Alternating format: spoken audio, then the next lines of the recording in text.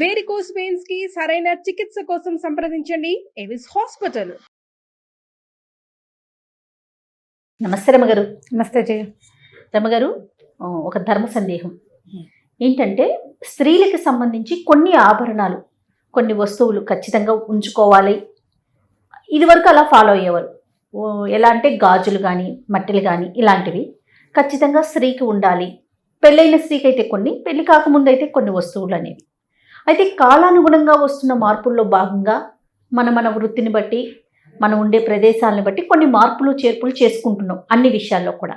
అయితే అలా వేసుకోకపోతే ఏదో జరుగుతుందని, వేసుకుంటే ఇంకొంత మంచి జరగవచ్చు, వేసుకోకపోతే చెడు జరగవచ్చు, ఇలాంటి అపోహలను వింటూ ఉన్నాం. ఇవి ఎంతవరకు కరెక్ట్ అంటారు?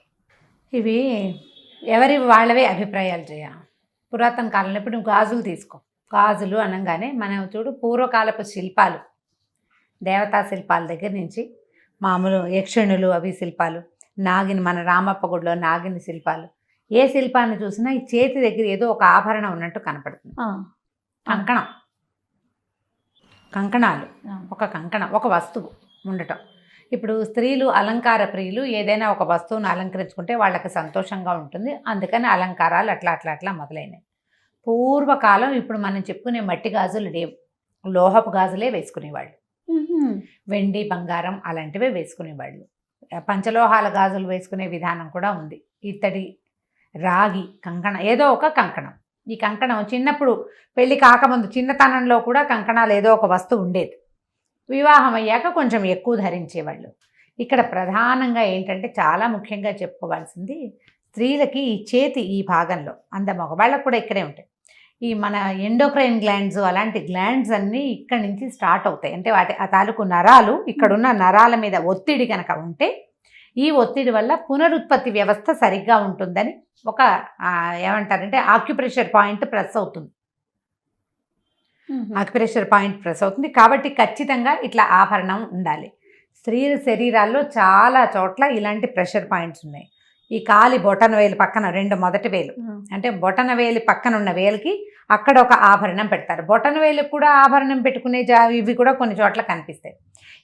ఈ వేలు మొదటి భాగంలో, అంటే కాలివేలు మొదటి భాగంలో ఇక్కడ ఉన్న నరాలని కనుక అక్కడ ఒత్తిడి కలిగిస్తే, అక్కడ ఏం చేసేవాళ్ళు, వెండి లేదా బంగారం, మిగిలినవేవి పెట్టకుండా ఎక్కువగా వెండి లేదా బంగారు రాజుల ఇళ్లలోనే కానీ మామూలు వాళ్ళు పెట్టుకునేవాళ్ళు కాదు. వెండి లాంటి ఆభరణాన్ని కనుక అక్కడ నొక్కి ఉంచితే కనుక స్త్రీలకి అదుపు ఉంటుందని భావించేవాళ్ళు.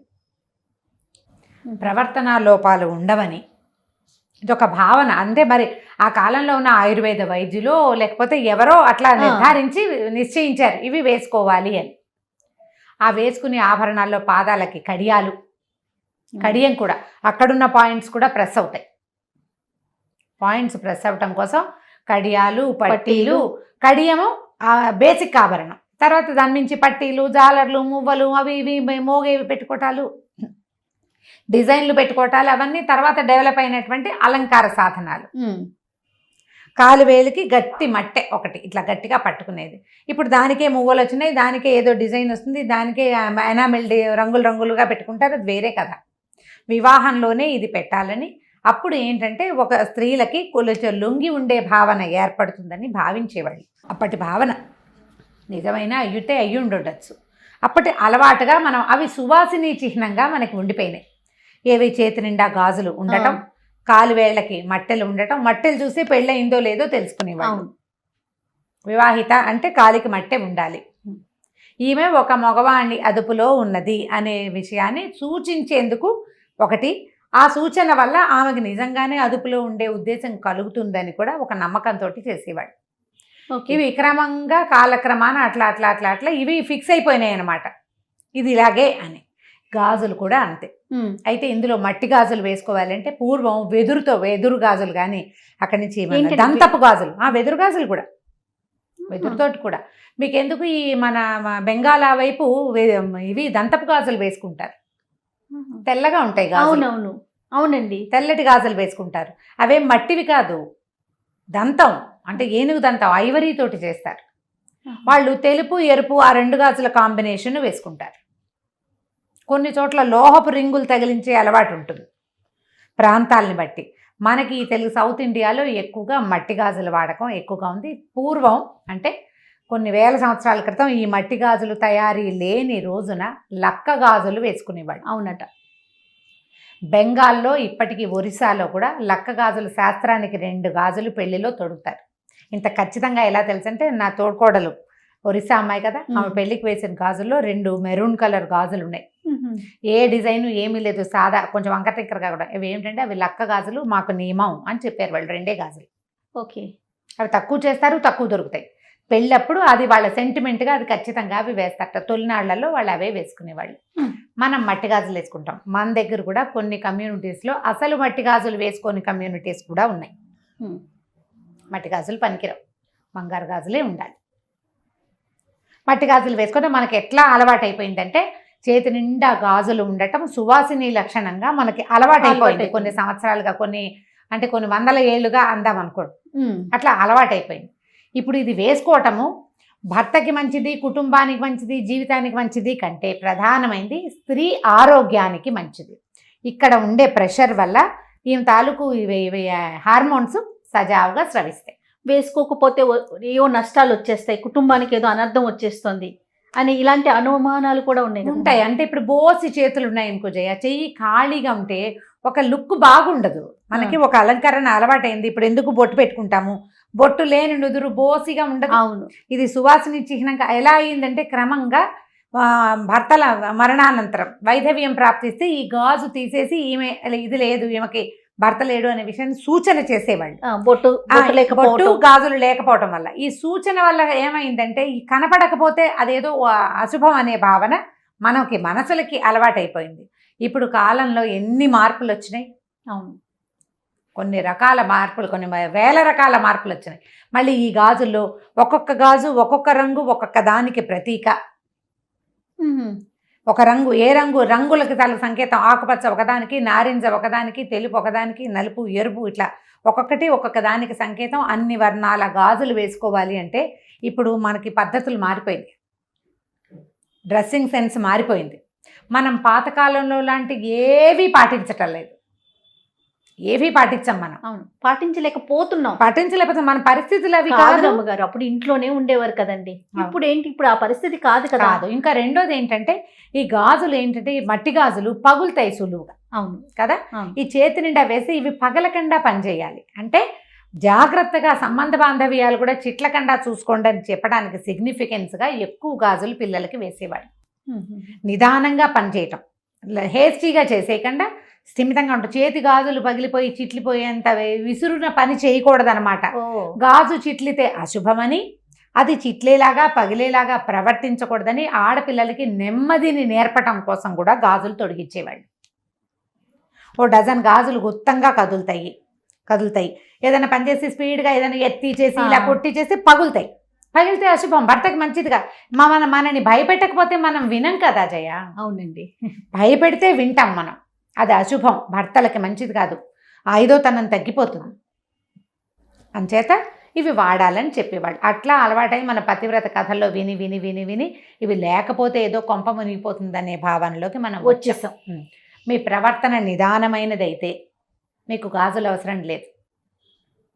గాజులు వేసుకుంటే నిదానంగా ప్రవర్తించాలి. రోజు తీసి వేసి కాకుండా ఇప్పుడు నువ్వు ఓ చీర కట్టుకున్నావు, దీనికి మ్యాచింగ్ కుదరదు, అప్పుడు ఎలా అనిపిస్తుంది? ఆ గాజులను కూడా ఎంతసేపు తీసుకుని వేసుకుంటే పగిలిపోతాయి. అవి మట్టివైతే పగిలిపోతాయి. పగిలితే నీకు అశుభం, జరగకూడదు. ఆ భావన వచ్చేస్తూ ఉంటుంది.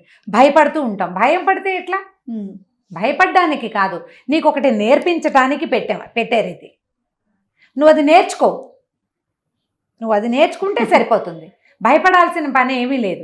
కాకపోతే ఈ కాలానికి అనుగుణంగా కొంతమంది వేసుకోగలుగుతారు, కొంతమంది వేసుకోలేరు. ఇప్పుడు ఇది ఐదోతనం తగ్గుతుంది, భర్తలకి అపాయం వాటిల్లుతుంది అని మీరు నమ్మేటట్టయితే మీరు ప్రధానంగా ఏం చేయాలి? వైవాహిక బంధాన్ని గౌరవించాలి, భర్తని గౌరవించాలి, ఆయన అభిప్రాయాలకు ఒక విలువ ఇవ్వాలి. నువ్వు ఆయనతోటి నీ బాంధవ్యాన్ని కాపాడుకో, గాజుని కాపాడుకున్నట్టుగా ఆయనతో బాంధవ్యాన్ని కాపాడుకోవాలి. దానికి నువ్వు గాజులే వేసుకోకర్లా, నీ బుద్ధి నిలకడగా ఉంటే సరిపోతుంది. ఖచ్చితంగా వేసుకోండి, అవకాశం ఉన్న వాళ్ళు వేసుకోండి, అవసరం ఉన్న వాళ్ళు వేసుకోండి.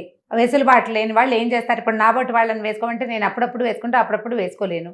ఎవరికి చేతులకు ఎలర్జీలు ఉంటాయి, గాజుల మధ్యలో పట్టే చెమట చాలా ఇబ్బంది పెడుతుంది నన్ను. అవును అవును. అప్పుడప్పుడు వేసుకుంటాను. ఇప్పుడు ఛానల్స్లో కూడా కొంతమంది మస్ట్ అండ్ షుడ్ అంటారు గాజులు. అంటే కొన్ని కొన్ని కార్యక్రమాలు చేసేటప్పుడు ఖచ్చితంగా వేసుకోవాలి ఉండాలి. ఒక నియమం అంటే ఉంటుంది ఇప్పుడు ఆ రమగారు. నియమానికి ఏంటంటే మనకు ముందు నుంచి అలవాటైపోయి ఉంది అవును, కాబట్టి మీరు ఏదైనా పూజా పునస్కారం చేసుకునేటప్పుడు, దైవ కార్యాలు చేసేటప్పుడు, పీటల మీద కూర్చునేటప్పుడు, దేవాలయానికి వెళ్ళేటప్పుడు, వివాహాది శుభకార్యాలు అటెండ్ చేసేటప్పుడు అప్పుడు తప్పకుండా గాజులు వేసుకోండి. పెద్దవాళ్ళకి అది సంతోషాన్ని కలిగిస్తుంది. ప్రధానంగా చేతికి గాజులు ఉంటే అందంగా కనపడుతుంది, ఇప్పుడు శోభాయమానంగా ఉంటుంది అంతే. చూడడానికి. కొన్ని ప్రొఫెషన్స్ లో అసలు కుదరకపోవచ్చు, డాక్టర్స్ తీసుకోవచ్చు. అవును లేకుంటే ఇప్పుడు మాకు లాగా ఆన్ స్క్రీన్ వర్క్ చేసేవాళ్ళు సౌండ్స్ వస్తూ ఉంటాయి అవును. చేసేటప్పుడు, కెమెరా లాగేస్తుంది కదా, ఆ సౌండ్ ని మైక్ లాగేస్తూ ఉంటుంది. సో వీళ్ళు వేసుకోవట్లేదు, వాళ్ళు వేసుకోవట్లేదు, మీరు ఎందుకు వేసుకోవట్లేదు, మీరు ఎలా మాట్లాడతారు అనే క్వశ్చన్స్ రేస్ అయినప్పుడు ఆన్సర్ చెప్పలేకపోతాం. అదే అంతే అంటే కదా రమ్మగారు? అంటే ఇప్పుడు ఇలాంటివి చెప్పకూడదు అంటే ఎలా కుదురుతుంది? అది మీరు ఇది చేయట్లేదు కాబట్టి మీరు ఇది చెప్పకూడదు అంటే అసలు అది నియమమే కాదు. మనం పెట్టుకుంది ఆ నియమం ఎందుకు పెట్టుకున్నాము? మనకు ఆ నియమం ఏర్పరచబడింది ఎందుకు? అవును. నీ బుద్ధికి కుదురు, నిదానం, తాపీగా నువ్వు పనిచేయటం కోసం ఏర్పరిచారు. ఆరోగ్యంగా ఉండటం కోసం. గాజులు గుర్తంగా ఉంటే ఎక్కువగా అనారోగ్య సమస్యలు, స్త్రీ తాలూకు ఆరోగ్యం అంటే హార్మోన్స్కి సంబంధించిన వ్యవస్థ సరిగా ఉంటుందని ఆ కాలపు నమ్మిక. అప్పుడు నమ్మేవారు. ఆయుర్వేద వైద్యులు కూడా కొంతమంది ఆక్యుపంచర్ ప్రెషర్ పాయింట్స్ చెప్పేవాళ్ళు కూడా ఇక్కడ ఉంటాయి క్లయింట్స్, ఇక్కడ ప్రెషర్ చేయిస్తారు. అది పాయింట్, అది నిజం. దానికి సరిపడా ఇన్ని గాజులు తీయకుండా వేసుకోగలిగే పరిస్థితులు అసలు మనకి లేవు ఇప్పుడు. ఇప్పుడు కొంచెం లేవు, మన పద్ధతులు మారిపోయినాయి కదా. తర్వాత గర్భిణీ స్త్రీలకు కూడా మనం శ్రీమంతం చేసేటప్పుడు గాజులు వేస్తాం, ఆ సౌండ్ లోపల ఉన్న బేబీ కూడా వింటుంది అనేది అంటూ ఉంటారు. వినడానికి కాదు జయ, వినడమే కాదు, అది ప్రధానమైనది ఏంటంటే ఈ గాజులు వేసేసరికల్లా ఇదంతా టైట్ గా ఫుల్ గా వేస్తారు. దానివల్ల ఇంకా నువ్వు నిదానంగా నడవాలి, తాపీగా నడవాలి, గాజుల్ని కాపాడుకోవాలి, నిదానంగా నడవాలి. ఒకటి. రెండోది ఏంటంటే ఇవి ఇక్కడ ప్రెషర్ ఉండేసరికల్లా డెలివరీలో ఇబ్బంది సంబంధాలు రాకుండా సవ్యంగా అవడం కోసం ఇవి వేసేవాళ్ళు. దానికి ఇలా పెట్టారు, లోపల ఉన్న బేబీ వింటుంది, బేబీ కూడా వింటుంది. ఇప్పుడు ఒక గాజుల చేత్తో వడ్డన అలాంటి మాటలు ఉన్నాయా జయ? ఒక భోజనం చేస్తున్నాం, తలకాయ ఎత్తేసరికల్ ఒక పచ్చగా చేయి, దానికి ఒక గోరింటాకుండి, దాని నిండా గాజులు అంటే ఒక సంతోషంగా ఉంటుంది. అవును, ఆహ్లాదభరితమైన ఒక లుక్, ఒక సంతోషం కలుగుతుంది. గాజుల చేత్తో వడ్డనంటే ఇంట్లో ఒక ఆడమనిషి ఆమె కుదురుగా వంట చేయటం, కుదురుగా పని చేయటం, అవన్నీ కూడా ఏంటంటే ఇంటికి ఒక ఆహ్లాదభరితమైన వాతావరణాన్ని చేకూరుస్తాయి. ఇది పాతకాలపు నమ్మిక, ఇప్పుడు కూడా అది ఉంది, నిజం ఆ మాట. కాకపోతే మన పరిస్థితులు అనుకూలించాలి కదా. కానీ నాకు మీరు చెప్పే కొన్ని ధర్మ సందేహాల్లో రమ్మగారు చాలా ఎక్కువగా ఇష్టపడతాను. ఎందుకంటే ఈ పద్ధతి ఉంది మనకి, కానీ మీ వీలుని బట్టి చేసుకోండి, ఖచ్చితంగా ఫాలో అవ్వండి అనే మాట మీరు ఎప్పుడు చెప్పరు. ఇప్పుడు ఫాలో అవ్వండి అని నేను చెప్తాను జయ, ఫాలో అవ్వండి అని నేను చెప్తాను. ముందు నేను ఫాలో అవ్వాలా? నాకే వెసులుబాటు తక్కువ ఉన్నప్పుడు నేను ఎట్లా చెప్పగలను ఆ మాట? చాలా విషయాలు మీరు ఏది మీతో మాట్లాడి నాకు కుదరకపోవచ్చు, అప్పుడు ఎలా మాట్లాడుకోగలుగుతాం? ఇది ఒకటని కాదు, ఏ విషయమైనా సరే ఇది చేయాలి. పాత రోజుల్లో ఇలా చేసేవాళ్ళు, అప్పటి పద్ధతి అది. మనం అప్పటికి ఇప్పటికీ మీరు ఒకసారి అందరూ ఆలోచించండి, ఎంత హస్తి మశకాంతరం తేడా వచ్చింది అప్పటికి ఇప్పటికి. అసలు మన అమ్మలాగానే మనం బిహేవ్ చేస్తున్నామా ఇప్పుడు? మన ఇళ్లలో మన పుట్టకనాడు, మనం పుట్టకముందు మన ఊళ్ళో మన ఇంట్లో ఉన్న పంధ ఇవాళ మీరు ఏం చేస్తున్నారు, ఎన్ని మార్చేసుకున్నారు? ఇవన్నీ మారిపోవటం ఓకేనా? మరి కొన్నిటిని మాత్రం ఎందుకు చేసి అంటే దీని వల్లే ఇది జరిగిపోతుందేమో అనే ఒక భావన ఎందుకు వెళ్తుందంటారు? అంటే ఏమి లేదు జయ, అది ఎలా ఉంటుందంటే వాళ్ళకేదో ఒక గిలి ఉంటుంది లోపల, ఎవరికి వాళ్ళకి ఒక గిలి, ఒక భయం ఏదో ఉంటుంది. ఆ భయాన్ని ఎక్స్ప్రెస్ చేస్తారు. ఇప్పుడు ఒక పాయింట్అవుట్ చేయటం అని అనుకోవద్దు, మనం అట్లా అనుకోకూడదు. వాళ్ళకే ఒక అనుమానం ఉంటుంది, బోస్ చేతులతోటి ఉన్నారు వీళ్ళు అని అనిపిస్తుంది. అసలు ఇది పొరపాటు. నేను ఇప్పుడు ఒక పాయింట్ చెప్తాను, మాకు వైష్ణవుల్లో మట్టిగాజులు వేసుకోరు, మడి కట్టుకుంటే పనికిరాదు. చూడండి, మట్టిగాజులు లేవు, నల్ల పూసలు మట్టిగాజులు ఉండవు మా పెళ్లిళ్లలో. కొన్ని కమ్యూనిటీస్ లో ఖచ్చితంగా మట్టి గాజులే వేస్తాము, నల్ల పూసలు కడతారు. మా అత్తవారింట్లో నల్ల పూసలు కడతారు, మా పుట్టింట్లో నల్ల పూసలు ఉండవు, అసలు లేవు, కట్టరు పెళ్లిళ్లలో. వైష్ణవ వివాహాల్లో గమనించండి. అంటే ఇప్పుడు ఏం చేస్తున్నారు, ఇప్పుడు పిల్లలు ఇప్పుడు లేటెస్ట్ గా ఫ్యాషన్ కి అందరూ పెళ్లిళ్లలో చక్కగా కలర్ఫుల్ గా చీరకు మ్యాచింగ్ గాజులు వేసుకుంటున్నారు, కానీ నల్లపూసలు మాత్రం కట్టరు. ఎందుకంటే అది వేడుక కాదు, నల్లపూసలు వేడుక సౌందర్యానికి కాదు కదా, అది ఖచ్చితంగా యజ్ఞంలో ఒక భాగం. అది కొన్ని కమ్యూనిటీస్ కొన్ని రూల్స్ ప్రకారం వెళ్తూ ఉంటారు. కాబట్టి అస్సలు దాని మీద సిద్ధాంతమే లేదమ్మా. మీ వెసులుబాటు, మీ వీలు, మీరు ఉంచుకోగలిగి చక్కగా చేతుల నిండా గాజులు ఉంచుకుని ముచ్చటగా కనపడతాము అంటే లక్షణంగా కనపడండి. అవకాశం లేని వాళ్ళని వాళ్ళ అవకాశం లేని తనానికి అయ్యో అనుకుని వదిలిపెట్టేసేయాలి. లేకపోతే ఏం చేస్తావు? ఇప్పుడు ఎయిర్ హోస్టెస్ అవుతుంది నీ కూతురు రేపొద్దున, నువ్వు జడేసుకో, పువ్వులు పెట్టుకో, చేతి నిండా గాజులు వేసుకుంటే వాళ్ళు రానిస్తారా? అసలు మనకు అవకాశం లేదు. కార్పొరేట్ ఆఫీసుల్లో గాజులు పట్టీలు గాజులు వేసుకుని వెళ్ళగలరా? వెళ్ళలేకపోతారు. మనం అప్పుడు ఏం చేయాలి? ఇంట్లో ఉన్నప్పుడు వేసుకోమా, పూజ చేసుకునేటప్పుడు వేసుకో గాజులు అని చెప్తే సరిపోతుంది. ఆఫీసులకి మనం పువ్వులు పెట్టుకొని వెళ్తేనే ఏమిటో వేరే రకంగా అనిపించేసే రోజుల్లో ఉన్నాం మనం. అదే కాబట్టి ఆలోచించద్దు దీని మీద ఎక్కువగా, అనవసరం వీటికి ఆలోచన. అసలు మనకు మానవ సంబంధాలే సరిగ్గా లేవు, మనం వాటి కోసం తంటాలు పడాలి. ఆరోగ్యాలు సరిగ్గా లేవు, పరిస్థితులు బాగుండలేదు. ఎందుకు వచ్చింది ఈ పాతకాలపు విషయాల మీద డిస్కషన్? ఎందుకు అసలు? ఇది ఒక ధర్మ సందేహంగా ఎందుకు అడగాలి? అక్కర్లేదు. మరి అయినా కూడా అవకాశం ఉంటే వేసుకోమనే అంటున్నాం. అదే ఇప్పుడు నేను చెప్తున్నాగా, పూజ చేసేటప్పుడు వేసుకోండి, పూజకు వేసుకోండి, వివాహ శుభకార్యాలకు వెళ్ళినప్పుడు వేసుకోండి. చక్కగా మంచి పట్టు చీర కట్టుకుని తల నిండా పూలు పెట్టుకుని చేతి నిండా గాజులు అలంకారంతో శోభాయమానంగా కనిపిస్తారు. చక్కగా అమ్మవారి ప్రతిమల్లే కనపడతారు. సంతోష పెట్టండి భర్తల్ని అట్లా ప్రవర్తనలతోటి. తప్పకుండా రమ్మ గారు. నమస్తే అండి. నమస్తే.